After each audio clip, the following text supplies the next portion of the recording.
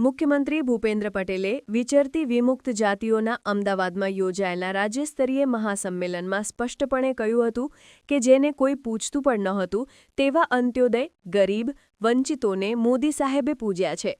DNT foundation દ્વારા આયોજિત આ સંમેલનમાં રાજ્યભરમાંથી વિચરતી વિમુક્ત જાતિઓના લોકો ઉપસ્થિત રહ્યા હતા. મુખ્યમંત્રીએ આ પ્રસંગે જણાવ્યું કે વિચરતી વિમુક્ત જાતિનો સમાજ આગળ વધશે તો ક્યારે વધશે એ ભૂતકાળમાં સવાલ હતો, પરંતુ વડાપ્રધાન નરેન્દ્રભાઈ મોદી જેવું સક્ષમ નેતૃત્વ મળ્યું અને દરેક વ્યક્તિ સમાજને સાથે રાખીને સૌના સાથ, સૌના વિકાસ, સૌના વિશ્વાસ અને સૌના પ્રયાસનો ધ્યેય પાર પડ્યો છે. તેમણે નાનામાં નાના માણસનો વિચાર કરીને સરકારી યોજનાઓ કે નીતિઓ બનાવી છે અને વિકસિત ભારતના નિર્માણ માટે છેવાડાના અને મધ્યમ વર્ગના માનવીને કેન્દ્ર સ્થાને રાખીને વિકાસ સાથે જોડ્યો છે.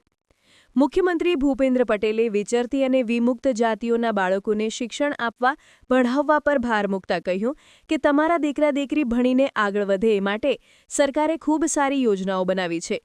છેલ્લા 3 વર્ષમાં વિચરતી વિમુક્ત જાતિના 27 લાખથી વધુ લાભાર્થીઓને 297 કરોડ રૂપિયાની રકમની શિષ્યવૃત્તિની સહાય ચૂકવવામાં આવી છે અને 8,448 જેટલા લાભાર્થીઓને 105 કરોડ રૂપિયાની લોન સહાય પૂરી પાડવામાં આવી છે.